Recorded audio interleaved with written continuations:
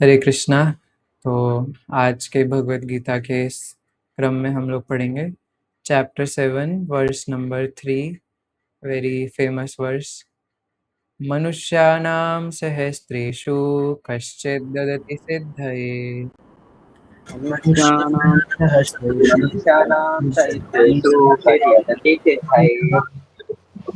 यततामपि सिद्धानां कश्चिन्मां वेत्ति तत्त्वतः।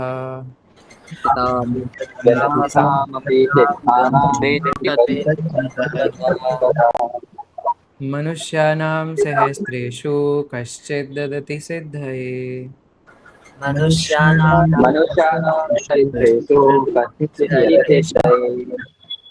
यततामपि सिद्धानां कश्चिन्मां वेत्ति तत्त्वतः।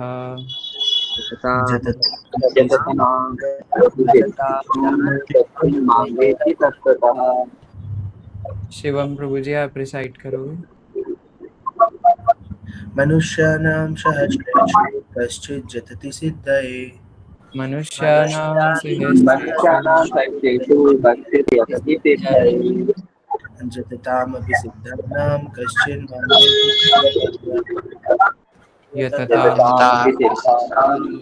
मां वेत्ति तत्त्वतः। ओके, अब आप अपने माइक ऑफ कर सकते हैं सब। अनुवाद तात्पर्य जगत गुरु श्रील प्रभुपाद द्वारा। श्रील प्रभुपाद की जय। कई हजार मनुष्यों में से कोई एक सिद्धि के लिए प्रयत्नशील होता है और इस तरह सिद्धि प्राप्त करने वालों में से विरला ही कोई एक मुझे वास्तव में जान पाते। इसका तात्पर्य श्रील प्रभुपाद ने बहुत बड़ा दिया है। श्रील प्रभुपाद की जय।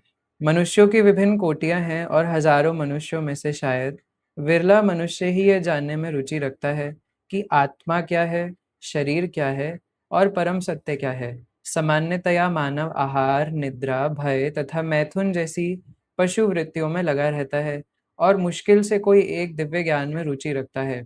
गीता के प्रथम 6 अध्याय उन लोगों के लिए हैं जिनकी रुचि दिव्य ज्ञान में है। आत्मा, परमात्मा तथा ज्ञान योग, ध्यान योग द्वारा अनुभूति की क्रिया में तथा पदार्थ से आत्मा के पार्थक्य को जानने में है। किंतु कृष्ण तो केवल उन्हीं व्यक्तियों द्वारा ज्ञेय हैं जो कृष्ण भावना भावित हैं। अन्य योगी निर्विशेष ब्रह्म अनुभूति प्राप्त कर सकते हैं क्योंकि कृष्ण को जानने की अपेक्षा यह सुगम है। कृष्ण परम पुरुष हैं किंतु साथ ही वे ब्रह्म तथा परमात्मा ज्ञान से परे हैं। योगी तथा ज्ञानी जन कृष्ण को नहीं समझ पाते।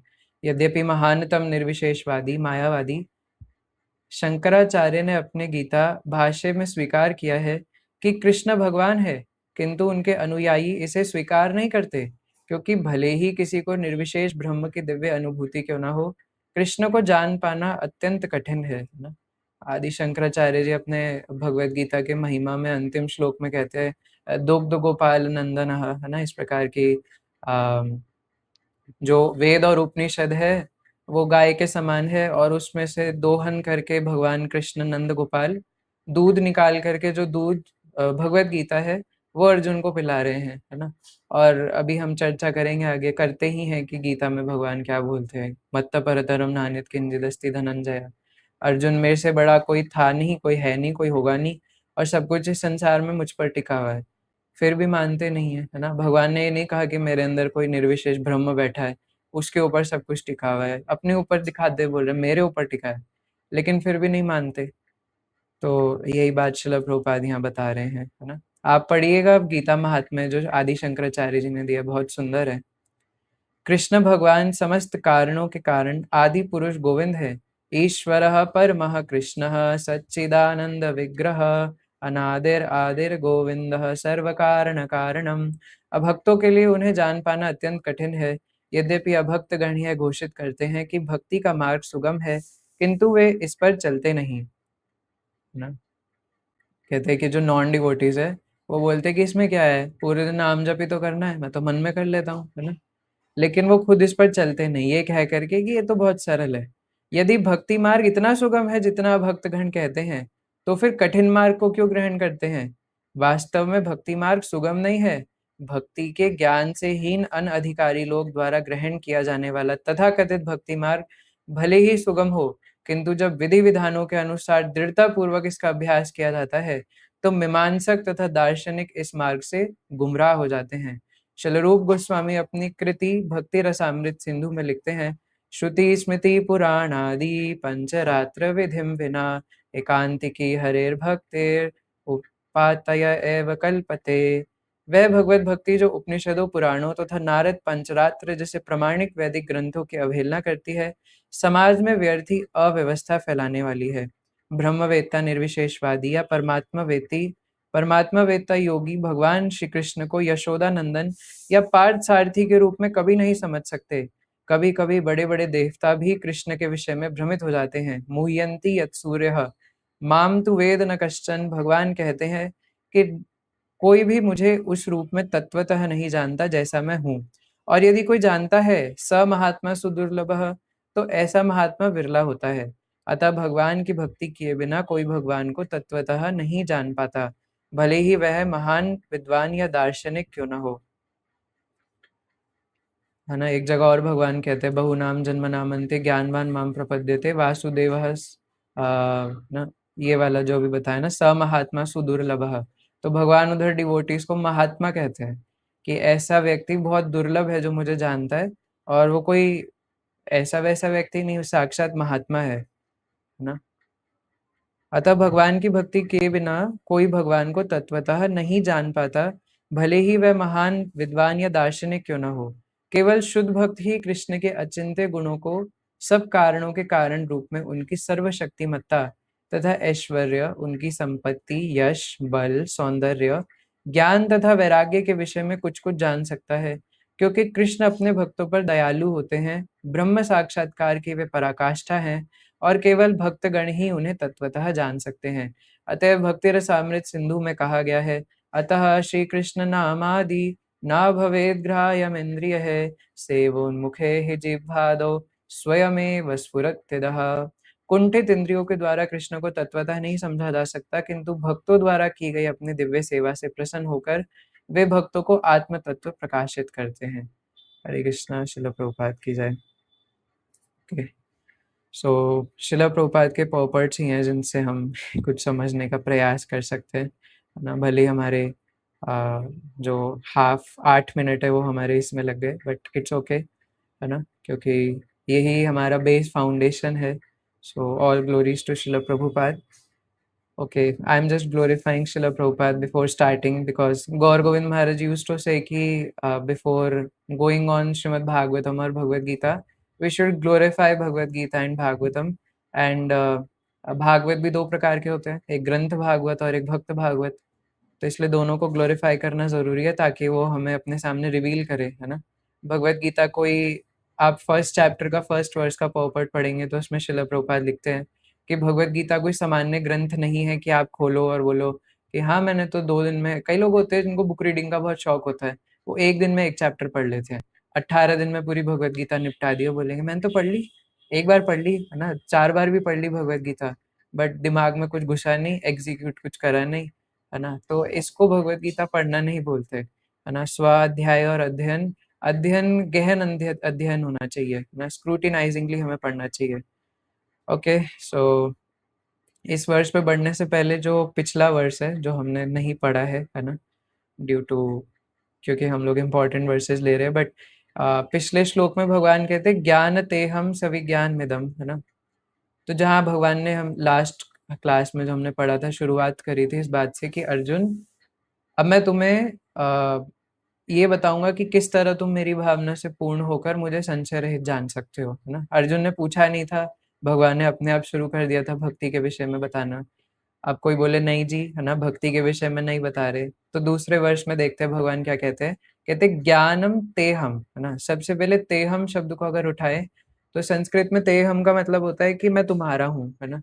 तो भगवान से अर्जुन ने नहीं पूछा, अर्जुन ने तो पिछले अध्याय में बोला था कि भगवान इंद्रियों को कंट्रोल करना, मुझे ऐसा लगता है कि तूफान कंट्रोल कर लूँ एक बार को, बट ये मन को कंट्रोल करना और इंद्रियों को कंट्रोल करना, ये नहीं हो पाएगा, है ना, ये बहुत मुश्किल है। तो भगवान ने ध्यान योग की विधि बताई थी, है ना, जो इसलिए श्रील प्रभुपाद कहते हैं कि जो शुरुआत के 6 अध्याय थे उसमें जो सिद्धि के लिए प्रयत्न करते हैं उनका अलग अलग वर्णन था कि सांख्य विधि से, ध्यान विधि से, अष्टांग विधि से ऐसा कर सकते हैं, लेकिन यहाँ पर भक्तों की बात हो रही है, तो इसलिए भगवान ने खुद ही, क्योंकि अर्जुन ने पूछा ना कि मैं क्या करूं, तो भगवान ने कृपा पूर्वक खुद ही अर्जुन को बताना शुरू कर दिया। ये पहले भगवान का मूड समझना पड़ेगा कि किस भाव से भगवान बता रहे हैं। तो कहते हैं अर्जुन मैं तुम्हारा हूँ, है ना? तो ये बहुत आश्वासन वाणी है हम सभी के लिए, क्योंकि अर्जुन के माध्यम से भगवान हम सबसे भी एक रिश्ता कनेक्ट कर रहे हैं कि मैं तुम्हारा हूँ, है ना? अब बताओ ये सब अगर हम शिला प्रभुपाद के पोपट से नहीं पढ़ते तो हमें समझ में आता है कि क्या बताना चाह रहे हैं भगवान।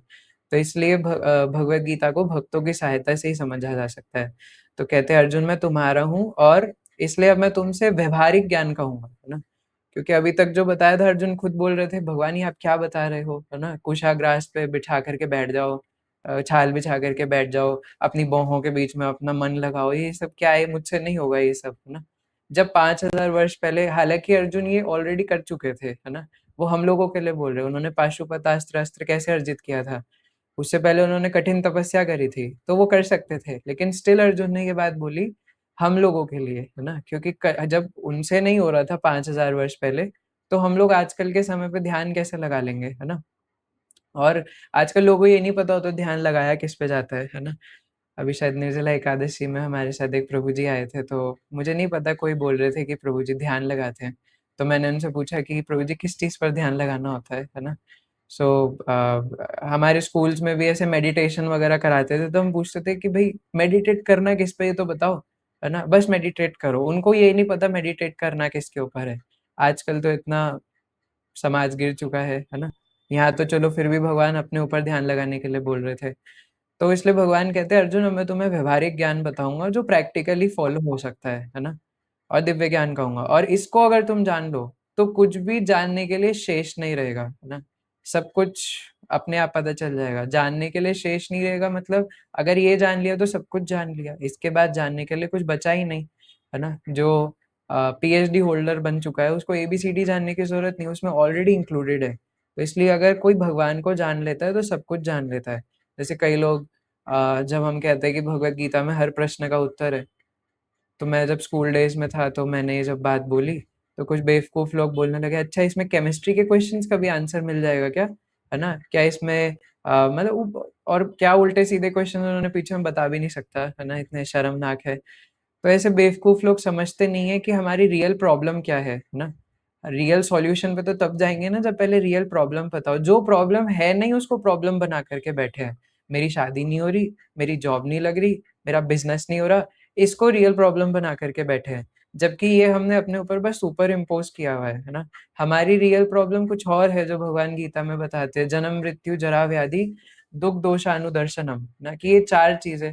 मैं सुन रहा था शिला प्रभुपाद बता रहे थे कि जन्म से बचा नहीं जा सकता, है ना? और जन्म के समय बायोलॉजिकली भी आप देख लीजिए, भागवतम में तो बताया ही है। बायोलॉजिकली भी आप देख लीजिए उस बच्चे को कितना कष्ट झेलना पड़ता है ना? मैं कह रहा था कि जब बच्चा पैदा होता है, अगर वो रोता नहीं है तो उसको पैर से पकड़ के उल्टा कर देते हैं, रो क्यों नहीं रहा, रो। और तब भी नहीं रोता तो उल्टा पकड़ के उसकी कमर पे मारते, रो रो क्यों नहीं रहा तू, है ना? तो एंट्री उसकी रोते रोते होती है संसार में। फिर जब मर रहा होता है, मरता भी कष्ट में रोते हुए है, क्योंकि ऐसा साइकोलॉजी भी मानती है कि जो लास्ट के 7 मिनट होते हैं मरते हुए, 7 मिनट या 7 7 मिनट ही होते हैं ना? थोड़ा ऊपर नीचे हो जाए तो आप कॉपरेट कर लीजिएगा। तो उस 7 मिनटों में हमने आजीवन क्या किया है वो एकदम एक बहुत फास्ट स्पीड में रील की तरह चलता है ना? एकदम 2x भी नहीं, 10x 20x की स्पीड पे, है ना? तो जो आजीवन क्या है उस समय इतना कष्ट हो रहा होता है कि मैं ये सब कुछ छूट जाएगा, वो सब बाहर के लोगों को नहीं पता चलता। जो व्यक्ति डेथ बेड पर होता है उसको पता होता है, लेकिन है ना? तो उसको सब कुछ याद आ रहा होता है, फिर जब उसको पता चलता है कि मेरा सब कुछ छूटने वाला है तो उसको कष्ट होता है।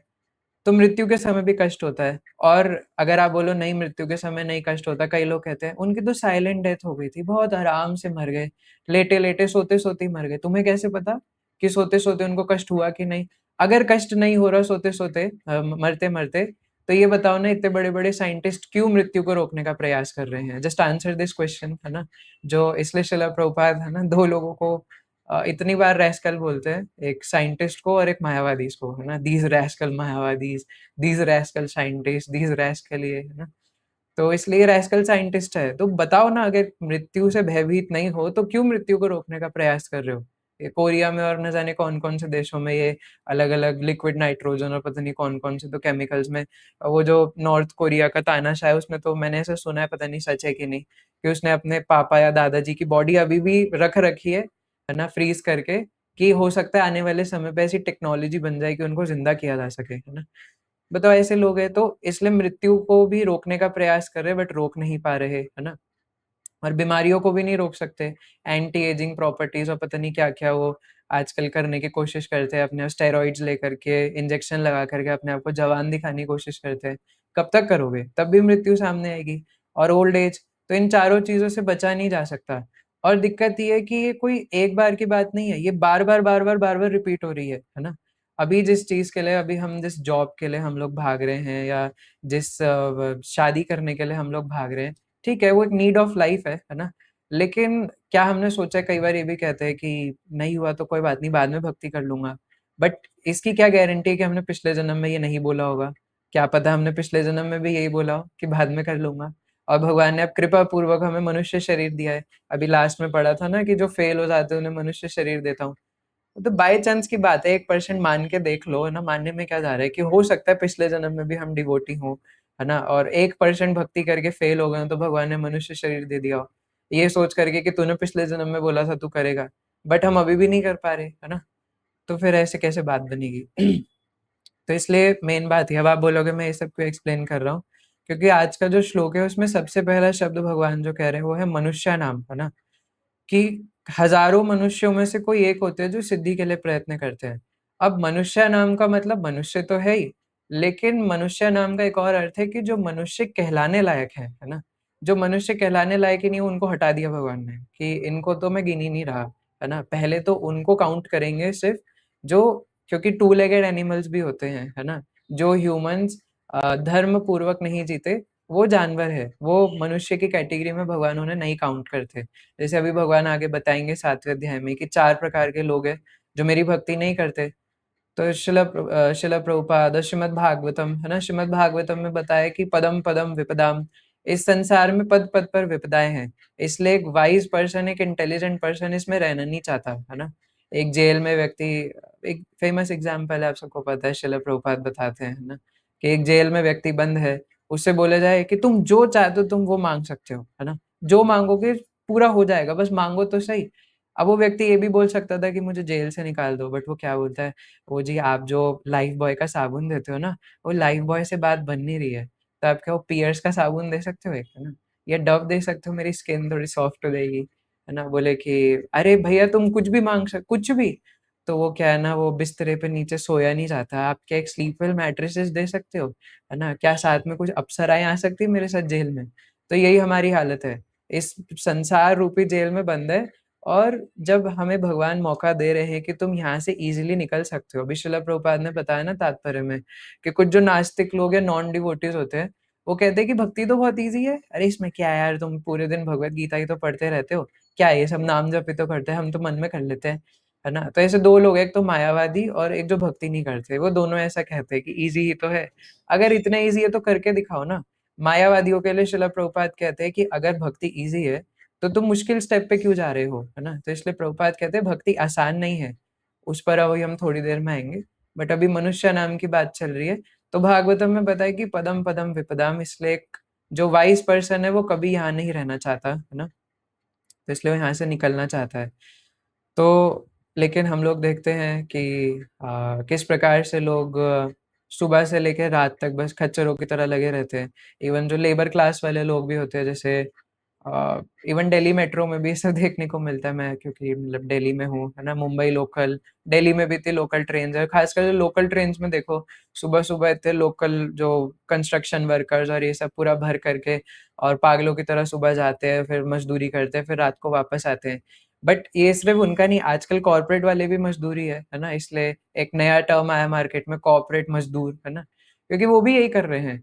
वो उनसे बोलो कि आप थोड़ा-सा भगवत गीता पढ़ लो, आप थोड़ा-सा नाम जप कर लो, तो क्या बहाना देते हैं कि जी हमारे पास तो जॉब की वज़ह से समय ही नहीं होता कि हम भगवत गीता पढ़ सकें या नाम जप कर सकें। तो देखिए मेरी वाणी नहीं है, बुरा मत मानिएगा, है ना? भगवान आपको नराधम कहते हैं, यानी कि नरों में अधम, है ना? अभी 7वें अध्याय में आगे ही आएगा, है ना? तो मैं नहीं कह रहा हूँ ये बात। तो अगर कोई ऐसा बोले कि मैं अपनी जॉब की वज़ह से, बिज़नेस या किसी भी कारण की वज़ह से मैं भगवत गीता पढ़ने का, नाम जप करने का समय नहीं है, तो भगवान नराधम की कोटि में डाल देते हैं। और मैं आपको सच बात बताऊँ, है ना? समय तो बहुत होता है है ना? अगर हम अपना रील्स चलाने का समय, एक्स्ट्रा टाइम सोने का समय, है ना? और इधर-उधर टाइम पास करने का समय निकाल दें, तो 16 तो क्या 64 माला भी आराम से हो जाएगी। लेकिन जहाँ चाह है वहाँ राह है, कम से कम करें तो तब तो, है ना? लेकिन बहाना यही होता है कि हमारे पास समय नहीं है, तो फिर क्यों कह रहे हो आसान है ना? करके दिखाओ, इसलिए आसान सिर्फ़ उन्हें लगता है जो भक्ति को ऊपर-ऊपर से देखते हैं, है ना? एक्चुअली अभी आप ये बोलोगे कि भक्ति मुश्किल है, नहीं मुश्किल भी नहीं है। श्रील प्रभुपाद इसी वर्ड्स को एक्सप्लेन करते हुए बोलते हैं कि भक्ति सेम टाइम पे मुश्किल भी है और आसान भी है। आप कैसे समझे इस बात को? तो ऐसे समझ सकते हैं जो भक्त लोग बताते हैं कि भक्ति है तो बहुत सिंपल, ना? सिंपल ही है, chant Hare Krishna and be happy, इतनी सी बात में पूरा सिद्धांत छुपा हुआ है कि नाम जप ही सब कुछ है और हरि नाम जप, है ना? हरे कृष्ण महामंत्र का जप ही ऑल अलोन पावरफुल है, सब कुछ प्रदान करने वाला है। कई लोग बोलते हैं श्रील प्रभुपाद ने ये नहीं दिया, वो नहीं दिया। अरे बेवकूफ़ो, तुम्हें अभी हरिनाम की महिमा ही नहीं पता, है ना? पहली बात तो श्रील प्रभुपाद ने सब कुछ दिया है और दूसरी बात हरिनाम में ही इतनी शक्ति है कि वो सब कुछ प्रदान कर सकता है ना? लेकिन अब उसको जीवन में उतारना मुश्किल है ना? है बहुत सिंपल बात, इतनी सिंपल बात हमसे जीवन में उतर नहीं पाती है कि बस हरिनाम को ही अपना जीवन बना लें। और हमें भी पता है कि हरिनाम करके हमें ही खुशी होती है, हमें ही आनंद मिलता है, लेकिन फिर भी नहीं करते। तो ऐसे लोग जो मज़दूर हैं या कॉर्पोरेट मज़दूर हैं या बिज़नेस मज़दूर हैं या अपने पत्नी और बच्चों के मज़दूर हैं या कोई पति और बच्चों की मज़दूर है ना? तो जितने या फिर कोई अपने पेट डॉग का मज़दूर है ना? हर कोई संसार में मज़दूरी ही कर रहा है ना? इवन जो बड़ी-बड़ी कंपनीज़ के जो मालिक होते हैं, वो भी मालिक तब तक ही है ना जब तक लोग उनका प्रोडक्ट खरीद रहे हैं। अगर लोग उनका प्रोडक्ट खरीदना बंद कर दें तो किस बात के मालिक, है ना? तो इसलिए कोई मालिक भी तब तक होगा जब भैया तुम्हारे पास एम्प्लॉइज़ हो, लेकिन भगवान को इस सब की ज़रूरत नहीं है। भगवान आत्मा राम आनंद रमण है। उनके पास कोई भी नहीं होगा तो अपने आप से आनंद उपभोग कर सकते हैं। बट ये प्रॉपर्टी, ये क्वालिटी हमारे अंदर नहीं है ना? तो इसलिए पहली बात तो वो लोग मनुष्य ही नहीं है, जो इस प्रकार अपना समय गँवाते रहते हैं। क्योंकि मनुष्य शरीर पैसा कमाने के लिए नहीं था, ना मनुष्य शरीर विवाह करने के लिए था और ना मनुष्य शरीर परिवार आदि का ध्यान रखने के लिए था। अच्छा, अब आप बोलो कि अच्छा तो फिर नहीं करना चाहिए, सब छोड़ दे क्या? ठीक है ना? छोड़ने के लिए मना नहीं करा जा रहा, लेकिन ये बहाना नहीं बना सकते कि इसके चक्कर में भक्ति नहीं हो रही। और दूसरी बात ये कि हमें जीवन यापन करने के लिए कितना ही चाहिए होता है। कुछ जगह रहने के लिए, है ना? और कुछ हमें खाना-पानी चाहिए होता है थोड़ा-सा और कुछ हमें थोड़ा-सा मेडिसिन के लिए, चलो ठीक है, ये भी इंक्लूड कर लिया।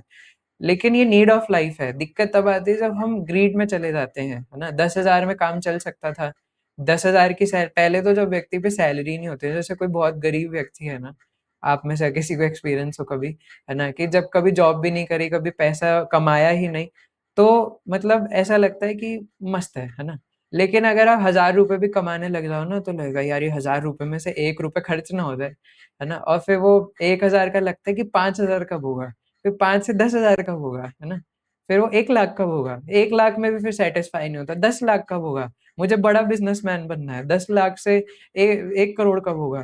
तो इसलिए मनुष्य कभी सैटिस्फाई होता ही नहीं, है ना? तो ये तो कभी खत्म होगा नहीं और भई हमारा जीवन चल रहा है ना, श्रीपाद आइंद्र प्रभु कहते थे कि एक काली अंधियारी रात में काले कुएँ के अंदर जो काला पत्थर है, उसके अंदर काले छेद में जो काली चींटी है, उसको भी भगवान खाना प्रदान कर रहे हैं, तो तुम्हें क्यों नहीं करेंगे? है ना?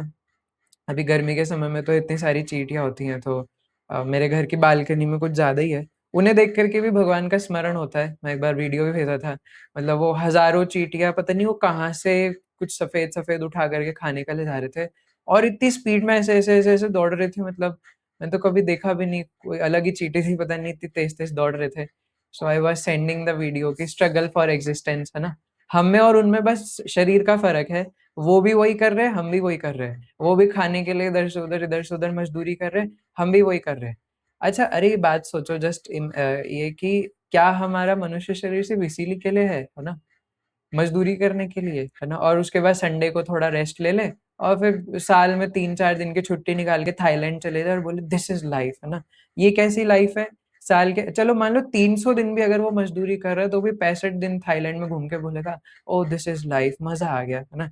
और उसमें भी जो सैटिस्फाइड नहीं है, आधा टाइम सोने में निकल जाता है, आधा टाइम क्या करने में निकल जाता है। तो इसलिए ऐसे लोग मनुष्य नहीं हैं। तो भगवान ने उनको पहले ही आउट कर दिया कि मनुष्य नाम जो मनुष्य कहलाने लायक है यानी जो धर्म पूर्वक आचरण करते हैं, ऐसे हज़ारों मनुष्यों में से अर्जुन कोई एक होता है जो सिद्धि के लिए प्रयत्न करता है ना। मनुष्याणाम सहस्त्रेषु कश्चित् ददति सिद्धये। तो अब सिद्धि क्या है? सिद्धि मतलब कि वो जान चुका है कि इस संसार में है ना रहना, एक पदम पदम विपदा में ये संसार रहने के लिए नहीं है, तो वो यहाँ से निकलना चाहता है ना। तो यहाँ से निकलने को सिद्धि कहते हैं। अब यहाँ से निकलना उसको मुक्ति कहते हैं, वो भक्ति नहीं है ना। भक्ति और मुक्ति में फर्क है। अगर हम लोग भी शिला प्रभुपाद एक जगह भगवत गीता के तात्पर्य में कहते हैं कि एक भक्त तो गोलोक जाना भी नहीं चाहता है ना। मतलब उसका कॉन्टेक्स्ट ये है कि वो वैकुंठ या गोलोक भी इसलिए नहीं जाना चाहता बस कि संसार से तंग आ चुका है, यहाँ से निकलना चाहता है। अगर हम इसलिए निकलना चाहते हैं तो ये मुक्ति की अभिलाषा है ना। लेकिन अगर हम सच में चाहते हैं कि हम लोग भगवान के पास जाए, देन दैट इज भक्ति। तो ये भक्ति और मुक्ति में फर्क है। तो हमें ये अपने अंदर सेल्फ इंट्रोस्पेक्ट करना है कि क्या मेरे अंदर सेटल डिजायर मुक्ति की है कि भक्ति की है। क्या मैं सिर्फ इस संसार से फ्रस्ट्रेट होकर निकलना चाहता हूँ, या सच में मेरे अंदर भक्ति की ही डिजायर है ना।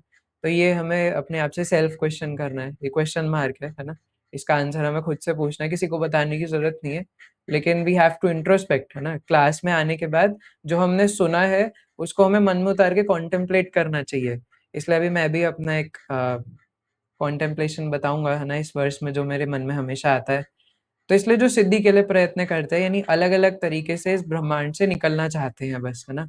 तो अब उसमें कई सारे परमात्मावादी हैं, ब्रह्मवादी हैं। पहले तो ब्रह्मवादी है ना, भगवान को 3 अवस्थाओं में जानते हैं ना। ब्रह्मेति परमात्मेति भगवान इति शब्द थे, श्रीमद् भागवतम में बताया है। तो सबसे पहले ब्रह्म स्वरूप में है ना, जो मायावादी हैं। तो उसके बाद परमात्मा स्वरूप में, जो अपने हृदय के अंदर परमात्मा पे ध्यान लगाते हैं। और छठे अध्याय तक भगवान यही बता रहे थे। यही शिला प्रभुपाद तात्पर्य में भी कह रहे थे कि छठे अध्याय तक भगवान ने यही बताया है।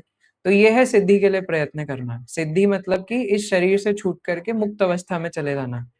लेकिन भगवान कह रहे हैं कि अर्जुन, ये कंप्लीट परफेक्शन नहीं है ना। क्योंकि भगवान भगवत गीता में आगे दूसरे अध्याय में शायद है ना, कि ब्रह्मभूत प्रसन्नात्मा न सोचती न कांक्षती। कि जो ब्रह्मभूत स्तर पर है वो प्रसन्न रहता है और उसको कुछ सोचने की करने की जरूरत नहीं पड़ती, वो हमेशा प्रसन्न रहता है या वो हमेशा सेटिस्फाइड रहता है। लेकिन इससे भी ऊंची स्थिति भक्त की है ना। तो जैसे भगवान यहाँ लास्ट में बोलते हैं कश्चिन माम वेत्ति तत्वतः, कि जो सिद्धि के लिए प्रयत्न करते हैं उन हजारों में से भी कोई एक होता है जो सच में मुझे पा पाता है या सच में मुझे तत्व से जान पाता है, तत्वतः। तो वह बोलो कि इसमें भक्ति का क्या मतलब है? आप क्यों जबरदस्ती भक्ति भक्ति घुसा रहे हो है ना। इस्कॉन के बाहर के जो लोग हैं ऐसे ही बोलते हैं, आपके स्वामी जी ने तो भक्ति भक्ति घुसा दी, हमारी गीता प्रेस वाली भगवत गीता में तो नहीं बताया ये सब। ये फलाना वाली भगवत गीता में, देवदत्त पटनायक वाली में, महात्मा गांधी वाली में है ना, इधर उधर वाली में तो नहीं बताया। आप क्यों जबरदस्ती भक्ति घुसा रहे हो? तो पिताजी है ना, जरा आप थोड़ा भगवत गीता पढ़ते तो आपको पता होता कि भगवत गीता में भगवान ने एक जगह पे बोला है भक्त्या माम अभिजानाति, है ना, कि अर्जुन मुझे सिर्फ भक्ति के द्वारा ही समझा जा सकता है। अब उसमें भी अर्थ का अनर्थ करो तो हम क्या कर सकते हैं, है ना। इवन मैंने तो उसको पाणिनि की संस्कृत के हिसाब से भी निकाल करके देखा था कि भक्त्या माम अभिजानाति का अर्थ संस्कृत में यही बनता है कि मुझे भक्ति से ही पाया जा सकता है, जबकि गीता प्रेस में उसका अलग ट्रांसलेशन है ना। तो आप देख लीजिएगा है ना, इतना आप तो नई संस्कृत तो हमें नहीं आती, तो चैट जीपीटी चलाना आता है ना। उसको तो नहीं पता आप डिवोटी हो या इस्कॉन से हो, तो उसको बोलो कि मुझे पाणिनि की संस्कृत के रूल के हिसाब से बता कि इसका अर्थ क्या है ना, फिर वो आपको बताएगा।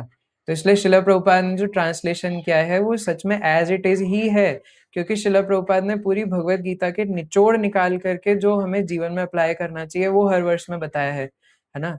और इसको इंग्लिश में कुछ कहते हैं, मेमोनिक्स ऐसा कुछ करके बोलते हैं है ना, मुझे याद नहीं।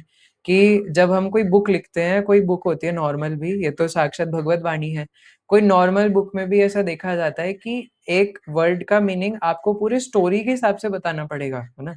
अगर आप खाली उस एक वर्ड का मीनिंग निकालोगे तो उससे कितने मीनिंग निकल जाएंगे। तो इसलिए भगवान गीता में कहते हैं भक्त्या माम अभिजानाति, मुझे भक्ति और भक्तों के द्वारा ही जाना जा सकता है। तो इसलिए वो श्लोक यहाँ पर भी कनेक्ट होता है कि वास्तव में या तत्व से मुझे कोई विरला ही जान पाएगा, है ना। तो इसलिए करोड़ों मनुष्य, पहली बात तो सारे मनुष्य जो मनुष्य की तरह दिख रहे हैं वो मनुष्य नहीं है ना। उसमें से कुछ धर्म का आचरण करने वाले हैं, और फिर वो जो धर्म का आचरण करने वाले मनुष्य उनमें से कुछ हैं जो सिद्धि के लिए प्रयत्न करेंगे, और फिर उन हज़ारों में से जो सिद्धि के लिए प्रयत्न करते हैं, अर्जुन कोई विरला होता है जो एंड में मुझ तक पहुँच पाता है ना? तो इसलिए बहुत आसान भी नहीं है ये, है ना? बहुत मुश्किल बात है और हमारे बस की बात नहीं है।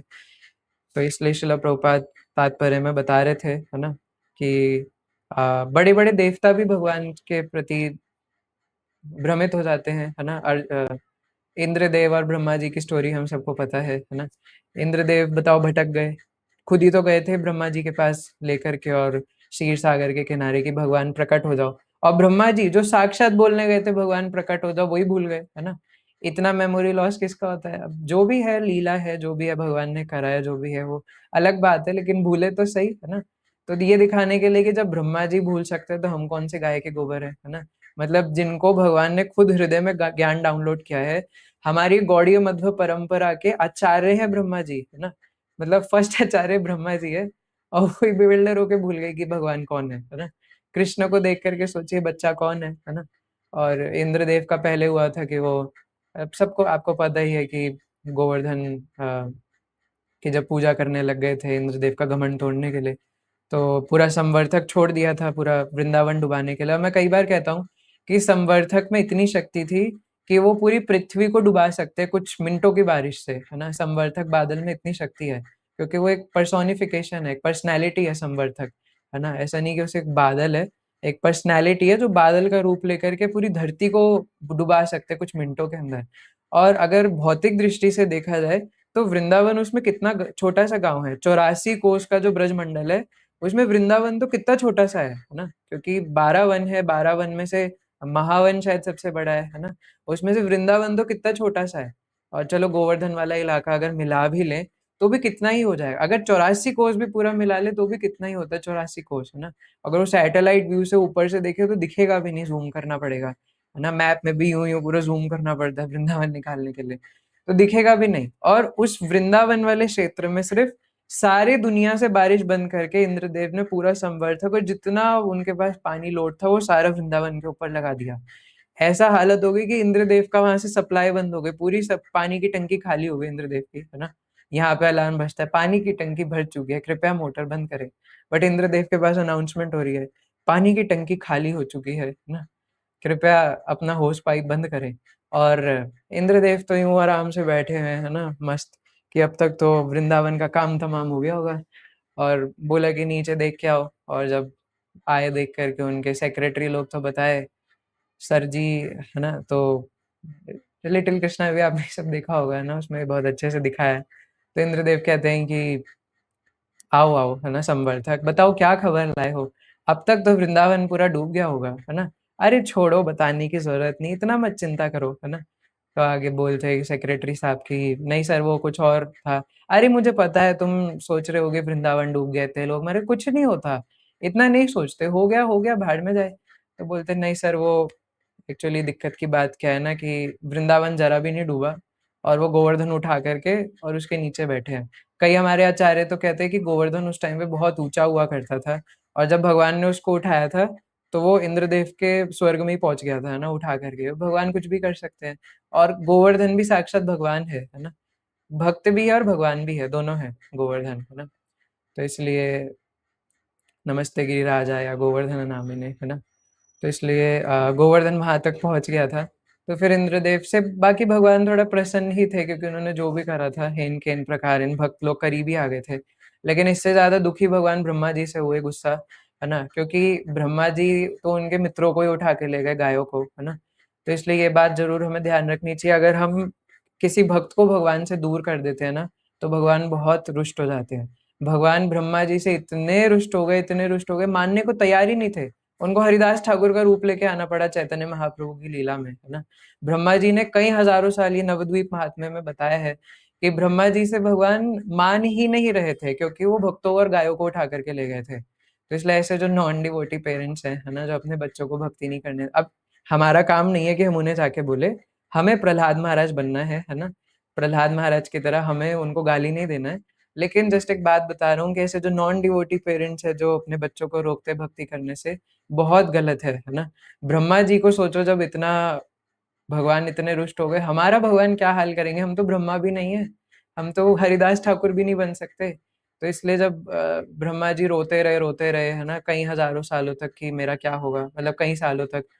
तो फिर चैतन्य महाप्रभु उनके सामने प्रकट हुए और बोले कि ब्रह्मा चिंता मत करो, मैं अब समझ चुका हूँ कि तुम अपनी गलती मान चुके हो। तुम हरिदास ठाकुर का रूप लेकर के, और ब्रह्मा जी ने खुद बोला था कि मैं एक ऐसे परिवार में, मुस्लिम परिवार में जन्म लेना चाहता हूँ ताकि मैं विनम्रता से मार मार पिटाई, है ना, हो मेरी, और मैं विनम्रता से आपकी भक्ति कर सकूँ। तो इसलिए महाप्रभु ने ये आशीर्वाद दिया था कि ठीक है, मैं तुम्हें आशीर्वाद देता हूँ कि तुम कलयुग में हरिदास ठाकुर बन कर के आओगे। और इसलिए नाम आचार्य हरिदास ठाकुर के रूप में प्रकट हुए थे, है ना। तो इसलिए ब्रह्मा जी और इंद्रदेव तक जब बिविल्डर हो सकते हैं, है ना, कई लीलाओं में शिव जी भी बिविल्डर होते हैं, लेकिन ये ब्रह्मा जी और शिव जी का जो बिविल्डर होना है वो सिर्फ हमें सिखलाने के लिए, एक्चुअल में वो बिविल्डर नहीं हो सकते। ये शास्त्र वाणी और साधु वाणी है, लेकिन वो हमें सिखाने के लिए बिविल्डर होते हैं। शिव जी कैसे हुए थे कि एक बार ये कथा चैतन्य भागवत में मैंने पढ़ी थी, श्रील भक्ति सिद्धांत प्रभुपाद बता रहे थे। तो एक बार की बात है कि जो शिव जी पहले काशी में रहते थे, है ना, फिर काशी से शिफ्ट होके कैलाश चले गए थे। वहां पे थोड़ा अच्छा लगा, है ना, पार्वती मैया ने बोला थोड़ा, है ना, अच्छा होम चाहिए तो डुप्लेक्स अपार्टमेंट में जाके रहेंगे वहां पे, तो कैलाश चले गए थे। तो यहाँ पे काशी, फिर शिव जी के एक बहुत बड़े भक्त थे, काशीनाथ करके नाम था उनका। मतलब उनको काशीनाथ बोलते थे, काशी के राजा थे, नाम कुछ और होगा। तो अब वो शिव जी के बहुत बड़े भक्त थे, लेकिन न जाने क्यों भगवान कृष्ण से चिढ़ते थे। और ये द्वापर युग की कथा है मोस्ट प्रोबेबली। तो क्या हुआ कि अब ये शिव जी के भक्त इतने चिढ़ते थे, उन्होंने कठिन तपस्या करी, और वो तो हैं भोले भंडारी, वो मान गए, बातों में आ गए, है ना, कि ठीक है। अब ये कथा सिर्फ हमें भगवान शिव जी हमें सिखाने के लिए करते कि मैं भी बिल्डर हो सकता हूँ, है ना। तो क्या हुआ कि शिव जी आए, बोले बताओ क्या चाहिए। बोले कि मैं भगवान कृष्ण को मारना चाहता हूँ, है ना, मैं चाहता हूँ कि आप मेरे साथ सेनापति बन करके चलो और हम अटैक कर देंगे। तो पूरी जो काशी की सेना थी उसको लेकर के, और वो खुद घोड़े पर बैठ करके, और यहाँ से शिव जी द्वारका की तरफ निकले। अब द्वारका की तरफ निकले तो सिक्योरिटी गार्ड अंदर आके भागता हुआ हांफता हुआ आया और बोला कि काशी से बहुत बड़ी सेना आ रही है ना, ऐसे ऐसे आपको हमारे द्वारका पे अटैक करने के लिए। और कहते हैं कि साक्षात शिव जी भी बैठे हैं, है ना, नंदी पे। तो भगवान हंसते हैं, बोलते शिव जी बैठे हैं नंदी पे, ओहो क्या करूं, है ना। तो भगवान इससे पहले कुछ करते, सुदर्शन उड़ करके गया और जो काशी का राजा था उसका सर उड़ा दिया, शिव जी के आगे उसका सर उड़ा दिया। युद्ध शुरू होने से पहले काम खत्म, है ना। जो लड़ाई करने आया था, जिसने वो वरदान मांगा था शिव जी से, उसी का सर उड़ा दिया। तो शिव जी को बड़ा गुस्सा आया, है ना। जो बाकी सेना थे उन्होंने शिव जी का बहुत वो बढ़ा दिया कि देखो आपके भक्त थे, है ना, ऐसे थोड़ी ना होता है, आपके भक्त को मार दिया। तो शिव जी को बहुत गुस्सा आया, शिव जी त्रिशूल लेकर के अंदर भागे भगवान को मारने के लिए, है ना। उन्हीं के साक्षात राम है, उन्हीं के कृष्ण है, लेकिन लीला ही इस प्रकार की है, भगवान खुद चाहते थे, है ना। तो शिव जी त्रिशूल लेकर के भागे कृष्ण को मारने के लिए। तो भगवान ने देखा ये क्या कर रहे हैं, है ना, भगवान ने कुछ नहीं कहा, मुस्कुराए, और सुदर्शन अब शिव जी के पीछे लग गया, है ना। और जब सुदर्शन शिव जी के पीछे लगा तो वो ऐसा है ना, शास्त्रों में वर्णन आता है कि शिव जी कहाँ कहाँ नहीं गए, है ना, समुद्रों में, अलग अलग ब्रह्मांडों में, एक जगह पर्वत के अंदर जाके गुफा में छुप गए, वहां पे भी सुदर्शन उनके पीछे आ गया, है ना। दुर्वासा मुनि की कथा तो हमने सुनी है भागवतम में, लेकिन ये भी कथा है। तो जब शिव जी को फिर बाद में थोड़ा सा रियलाइज हुआ कि ये क्या कर दिया मैंने, तो फिर शिव जी ने वापस आए और माफी मांगी भगवान से। तब सुदर्शन सुदर्शन उन्हें कुछ करता तो है नहीं, है ना, क्योंकि शिव जी हैं, वो थोड़ा डरा रहा था लेकिन उन्हें कुछ किया नहीं। तो फिर शिव जी बोलते हैं कि भगवान आपने क्या किया, है ना। मैं जानता हूँ कि आप ही ने मुझे बुलाया है, क्योंकि आप खुद बोलते हो गीता में कि आप ही स्मरण विस्मरण कराते हो। आपने मुझे ही विस्मरण करा दिया अपनी भगवत्ता के बारे में। तो शिव जी उधर से बताते हैं कि मैं भी बिल्डर हो सकता हूँ, तो तुम कौन से गाय के गोबर हो, है ना। तो फिर शिव जी कहते हैं कि भगवान आप मुझे आशीर्वाद दीजिए कि मैं हमेशा आपके साथ रहूं, है ना, मैं आपसे दूर नहीं रहना चाहता, और मैं चाहता हूँ कि आप भी मेरे साथ रहो, है ना। तो इसलिए भुवनेश्वर के अंदर शिव जी लिंगराज जी के रूप में रहते हैं। और सॉरी, हाँ यही तो नाम है ना। और भगवान कृष्ण अनंत वासुदेव के रूप में वहां पर विराजमान रहते हैं, है ना। तो दोनों, तो इसलिए चैतन्य महाप्रभु भी पहले अनंत वासुदेव और लिंगराज के दर्शन करके फिर जगन्नाथ जी के दर्शन करने जाते थे। तो ये अनंत वासुदेव और वहाँ लिंगराज कैसे स्थापित हुए थे उसकी कथा है भुवनेश्वर में, है ना। भुवनेश्वर को गुप्त काशी कहा जाता है ना। तो जब शिव जी, ब्रह्मा जी और इंद्रदेव जैसे बड़े बड़े देवी देवता, इंद्र तो देवराज इंद्र हैं, देवी देवताओं के राजा हैं, जब वो बिविल्डर हो सकते हैं, शिव जी तक बिविल्डर हो सकते हैं, देवों के देव महादेव, तो हम कौन लोग हैं, है ना? और इससे एक भी बात पता चलती है कि जो भगवान कृष्ण की भक्ति में लगते हैं, तो वो सारे अपने आप ही सैटिस्फाइड हो जाते हैं, है ना? क्योंकि वो सब भी भगवान के ही भक्त हैं और उन्हें कोई ये नहीं पड़ी कि मेरे को लोग क्या कहेंगे, है ना? वो अपने आप को नीच कर देते हैं ये दिखाने के लिए कि भगवान कितने सुप्रीम हैं। भगवान की भगवत्ता को दिखाने के लिए खुद नीचे चले जाते हैं। तो इसलिए कहते हैं कि ऐसे करोड़ों मनुष्य जो मनुष्य कहलाने लायक है, उनमें से कोई हज़ारों में से एक होते हैं जो सिद्धि के लिए प्रयत्न करते हैं, फिर हज़ारों सिद्धि के लिए प्रयत्न करने वालों में से कोई एक होता है, जो विरला ही मुझे पा पाता है। अब मैं थोड़ा-सा कॉन्टेम्प्लेशन इसमें जो मेरा है वो मैं शेयर करना चाहता हूँ आप सबके साथ, है ना? मैं इसमें सोचता हूँ कि अम, भगवान ने जैसे बोला कि सिद्धि के लिए प्रयत्न जो करते हैं उनमें से भी कोई विरला मुझे पा पाता है। तो हम इसमें ये भी समझ सकते हैं कि जो भक्ति कर रहे हैं, है ना? उसमें से भी कोई विरला है जो इसी जन्म में मुझे पा पाएगा। इसको भी हमें कंसीडर करना चाहिए क्योंकि ये भी एक है ना हायरार्की है। क्योंकि जब हम श्रीमद् भागवतम में पढ़ते हैं, मैं उस दिन भी बता रहा था कि श्रीमद् भागवतम में कपिल देव माता देवहूति को बताते हैं कि भक्ति भी 3 गुणों से प्रभावित होती है। सतोगुणी भक्ति, रजोगुणी भक्ति, तमोगुणी भक्ति, श्रवण भी, है ना? आप किस भावना से श्रवण कर रहे हो वो डिसाइड करता है कि आप कौन से गुण में श्रवण कर रहे हो, है ना? क्या आप रजोगुणी श्रवण कर रहे हो, तमोगुणी श्रवण कर रहे हो या सतोगुणी? कई हैं, है ना, तमोगुणी जो आ जाते हैं और उनसे जब कुछ पूछो तो उन्हें मतलब क्लास का ए भी नहीं पता होता कि क्या सुना है, क्या पढ़ा है। तो वो तमोगुण में श्रवण करते हैं, ना जाने क्या करते हैं, है ना? श्रवण करते भी हैं कि नहीं करते। मतलब उन्हें एक 0.1% भी कुछ नहीं याद रहता है कि क्या श्रवण किया था अभी 2 घंटे पहले। उसमें से उतारना तो फिर दूर की बात है। फिर रजोगुणी श्रवण है कि जो सुन तो लेते हैं लेकिन अपने अल्टीरियर मोटिव्स के लिए सुनते हैं, है ना? कुछ या तो नाम प्रतिष्ठा की अभिलाषा के लिए या किसी और कारण के लिए सुनते हैं। और फिर सतोगुणी सुनना वो है श्रवण करना कि श्रवण करके इसलिए सुनते हैं कि जीवन में सुधार ला सके और फिर सुनने के बाद उस पे चिंतन करते हैं अकेले में बैठ कर के और फिर चिंतन करने के बाद उसको जीवन में अपनाने का कोशिश करते हैं कि उसको कैसे उतारें और फिर उतारते हैं, है ना? तो इसलिए वो भी 3 गुणों से प्रभावित है। नाम जप भी 3 गुणों से प्रभावित है। ऐसे ही जितनी भी हमारी सेवाएँ हैं वो सारी 3 गुणों से प्रभावित है। ऐसे शिला प्रभुपाद उस तात्पर्य में भी बता रहे थे। तो इसलिए भक्ति भी कोई आसान नहीं है ना? अब शिला प्रभुपाद भगवद गीता के एक तात्पर्य में लिखते हैं कि कई लोग हमारी international society for Krishna consciousness में गुप्त उद्देश्यों से आते हैं, है ना? कोई अंग्रेज़ी लड़की से शादी करने के लिए आता है, कोई पैसे कमाने के लिए आता है, कोई किस लिए कोई कोई इसलिए आता है कि इस्कॉन में बड़े-बड़े लोग के बड़े-बड़े नेटवर्क्स होते हैं, तो मैं नेटवर्क्स बना करके अपना बिज़नेस फैलाऊँगा, है ना? कई लोग मान प्रतिष्ठा की अभिलाषा से आते हैं। तो शिला प्रभुपाद खुद बोलते हैं ये बात, है ना? कि इस्कॉन में कई लोग तो गुप्त उद्देश्य से जुड़ते हैं और जब उन्हें पता चलता है कि उनके गुप्त उद्देश्य पूरे नहीं होंगे, तो वो छोड़ कर के चले जाते हैं, है ना? तो ये स्थिति है। अच्छा, अब जो छोड़ कर के नहीं जाते उसमें भी हमारे अंदर कई सारे गुप्त उद्देश्य भरे पड़े हैं। इसलिए सीसी में बताया कि आत्म इंद्रिय प्रीति वांछा तरे बले काम कृष्ण इंद्रिय प्रीति इच्छा धरे प्रेम नाम। जब हम अपनी इंद्रिय के लिए कुछ भी करते हैं तो वो काम है और जब हम कृष्ण की इंद्रियों को सैटिस्फाई करने के लिए कुछ करते हैं तो वो प्रेम है ना? तो हम अपने आप से पूछना चाहिए कि हम आरोप सिद्ध भक्ति तो नहीं कर रहे, है ना? कि क्या मैं सच में भक्ति कर रहा हूँ या उसके ऊपर सिर्फ थप्पा लगा रखा है भक्ति का, है ना? कि भगवान को भोग ऑफर तो कर रहे हैं, लेकिन क्या वो भगवान को प्लीज़ करने के लिए है या अपनी इंद्रियों को प्लीज़ करने के लिए, पाप मिटाने के लिए भगवान के पास डाल रहे हैं, है ना? कि मशीन के अंदर गया और पाप निकल के बाहर आ गया, खा लिया, है ना? तो ठीक है, भक्ति के शुरुआती दिनों में ऐसा ठीक रहता है, मतलब ठीक तो ख़ैर कभी नहीं है, लेकिन मतलब मैं एक्सेप्टेबल है भक्ति के शुरुआती दिनों में, लेकिन हमें भक्ति को थोड़ा-सा गहराई से समझना चाहिए, है ना? अगर हम पूर्ण आनंद पाना चाहते हैं, तो उसके लिए पूर्ण आनंद की शरण में जाना पड़ेगा, है ना? और पूर्ण आनंद तो नित्यानंद ही है। तो इसके लिए जब पूर्ण आनंद की शरण में नहीं जाएँगे, तो अपनी इंद्रियों के शरण में रहेंगे, तो फिर कैसे पूर्ण आनंद आएगा, है ना? तो इसलिए प्रचार भी अगर इसलिए कर रहे हैं कि मेरी मान प्रतिष्ठा हो, है ना? नाम जप अच्छे से ना करे, फ़ोन चलाते-चलाते या किन्हीं और कारणों से करे, तो फिर हम उसका पूर्ण परफेक्शन ले नहीं पाएँगे। और देखो कोई बिज़नेसमैन भी होता है तो वो नहीं चाहता उसके बिज़नेस में लॉस हो, वो भी चाहेगा प्रॉफ़िट हो।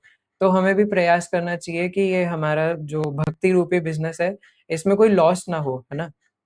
अब जैसे शिला प्रभुपाद लास्ट में बोल रहे थे तात्पर्य में कि अतः श्री कृष्ण नामादि ना भवेत ग्राह्यम इंद्रिय है, कि भगवान का जो नाम, भगवान का रूप, भगवान का गुण और भगवान की लीलाएँ, ये आध्यात्मिक जगत की हैं।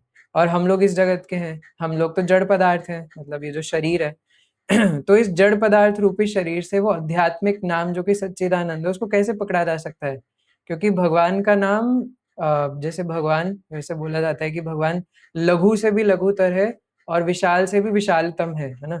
तो अगर भगवान विशाल से भी विशालतम है, तो हम इस छोटे से जीवा से या छोटे से शरीर से कैसे हम लोग भगवान को पकड़ सकते हैं या भगवान के नाम को? नहीं पकड़ सकते। तो इसलिए ये हमारे 16 माला, ये 64 माला एकादशी पे जो भी हम कर रहे हैं, खाली इसको करने मात्र से भगवान नहीं मिलेंगे, है ना? आप उसको किस इंटेंशन से कर रहे हो वो बहुत ज़रूरी है। तो इसलिए बोला है सेवोन्मुखे ही जीभा दो। अगर आप अपनी जीभा से सेवा भावना से नाम जप करोगे, तो स्वयमेव स्फुरत्यदः, आपको एफर्ट लगाना ही नहीं पड़ेगा, भगवान खुद आपकी जीभा पर आ जाएँगे, है ना? कि एक तो है कि आप ज़बरदस्ती पीछे पड़े हो, मिल जाए, ये वस्तु मिल जाए। लेकिन भगवान खुद देखे कि अरे यार, ये कौन है जो पागलों की तरह मुझे कृष्ण, हा गौरांगा पुकार रहा है।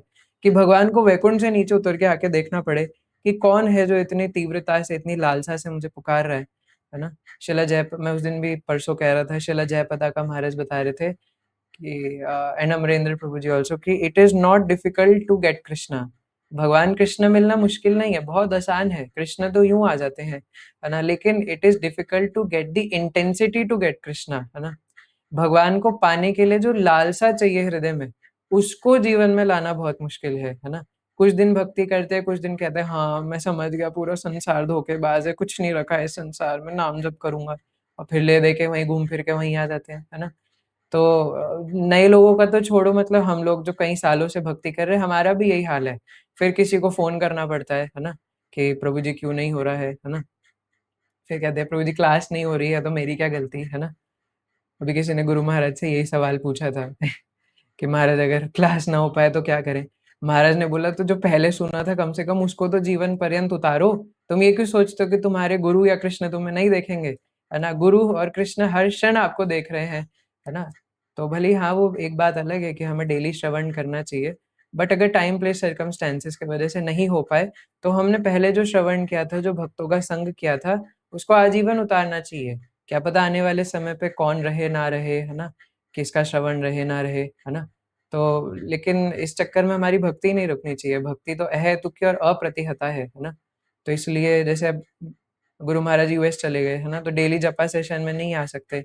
लेकिन फिर भी हमें कृतज्ञ रहना चाहिए। और गुरु महाराज के लिए तो क्या, इवन कोई नया भक्त भी है जिससे हमें कुछ किसी उसने हमें कभी भी कुछ भी सिखाया था, उसके लिए भी कृतज्ञ रहना चाहिए कि उसने उस देश काल में, उस समय पे मुझे उसने ये बात बताई थी, और इसके लिए मैं उसके लिए ग्रैटिट्यूड फ़ील करता हूँ। अगर वो नहीं बताता, तो क्या पता मैं आज, है ना, अच्छा भक्त नहीं बन पाता। एक छोटे से छोटे व्यक्ति के लिए भी हमें ग्रैटिट्यूड फ़ील करना चाहिए भक्ति जीवन में।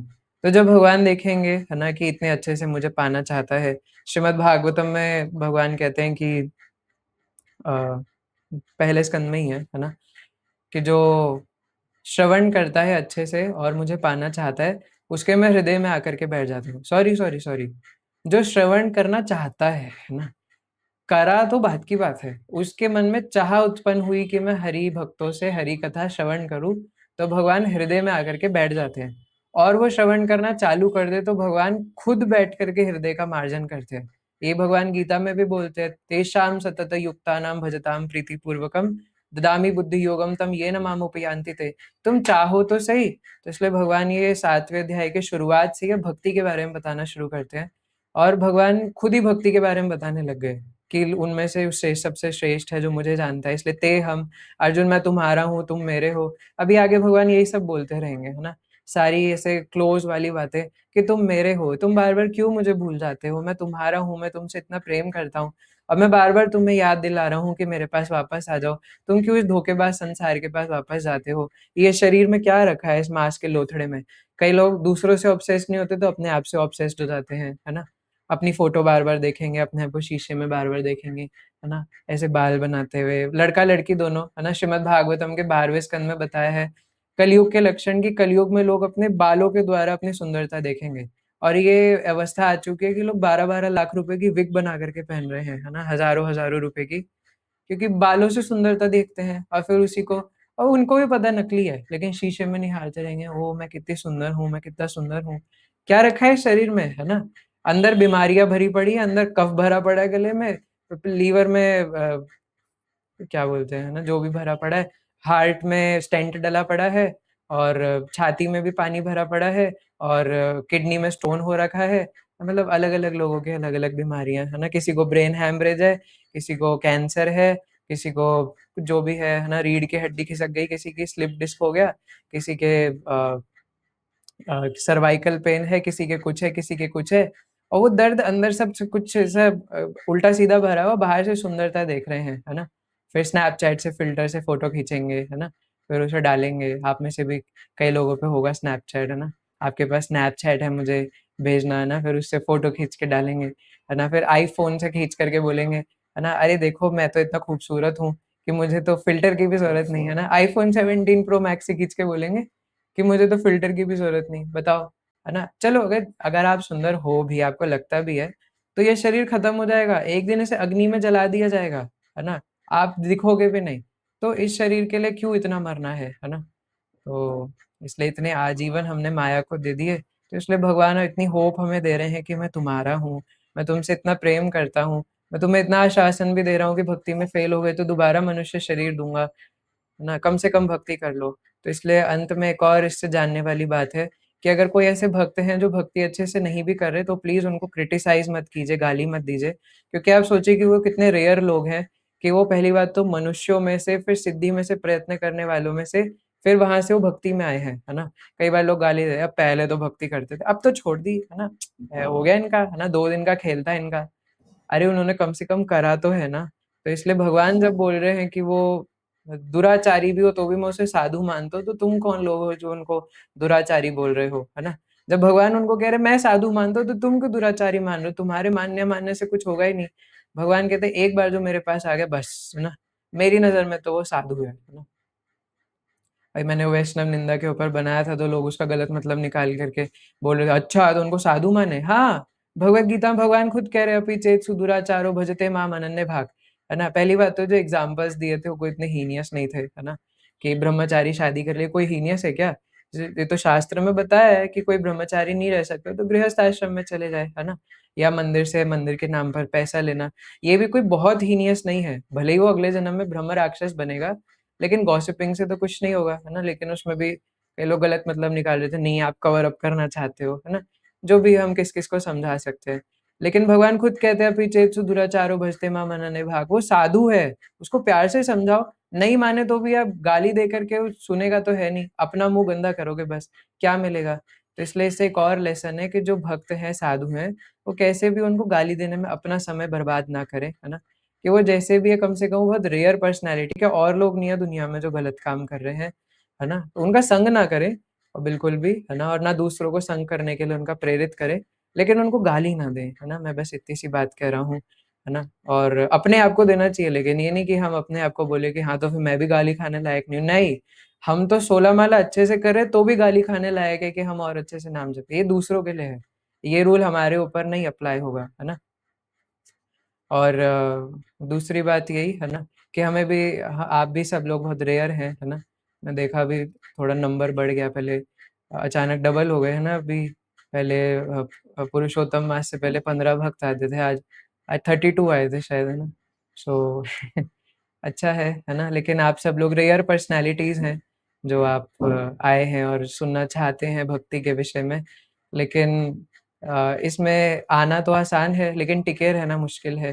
तो आप सबसे प्रार्थना है ना, कि भगवान से प्रार्थना करिए, क्योंकि हम लोग प्रयास तो कर रहे हैं, बट अपने प्रयास से बात नहीं बनेगी। यही बताया था श्री कृष्ण नामादि ना भवेद ग्राह्यम इंद्रिय।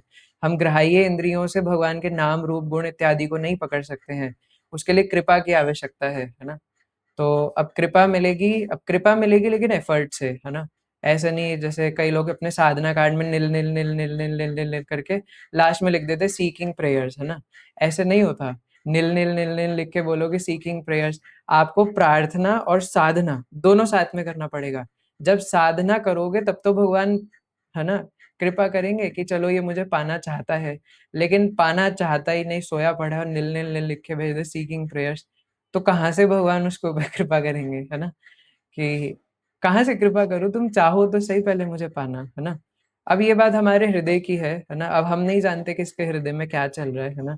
हम त्रिकालदर्शी तो नहीं है श्रील गोपाल कृष्ण महाराज, श्रील प्रभुपाद की तरह। तो कम से कम भगवान को पता है, हमारे गुरुजनों को पता है ना? तो अपने हृदय से अपने आप से पूछिए कि मैं भगवान को पाना चाहता हूँ कि नहीं चाहता, है ना?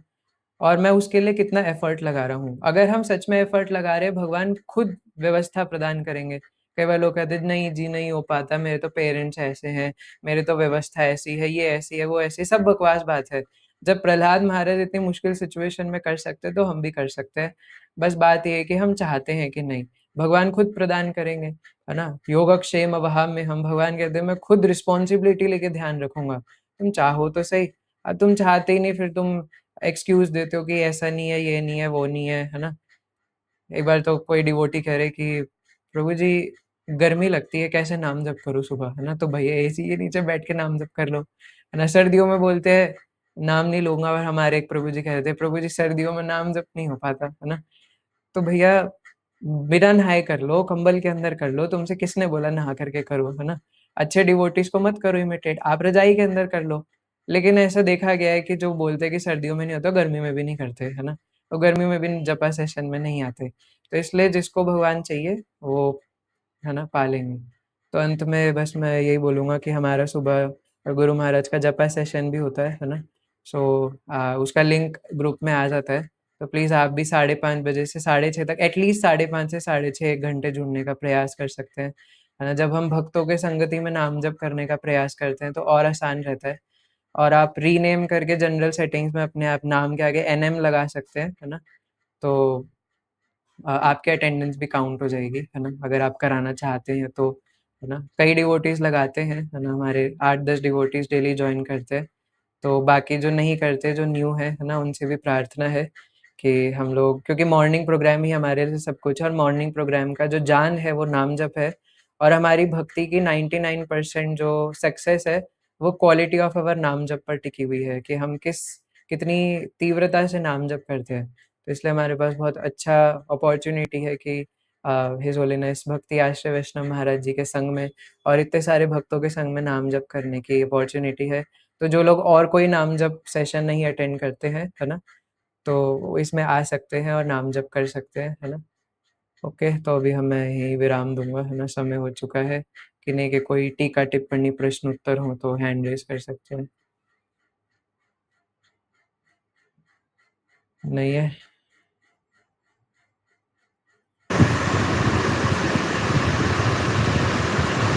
नानी जी का हरे कृष्णा। नानी जी का कुछ नहीं है। वो तो हरे कृष्ण। अच्छा, ठीक है, मैंने म्यूट कर दिया नानी जी को। और किसी का कोई प्रश्न नहीं है ना?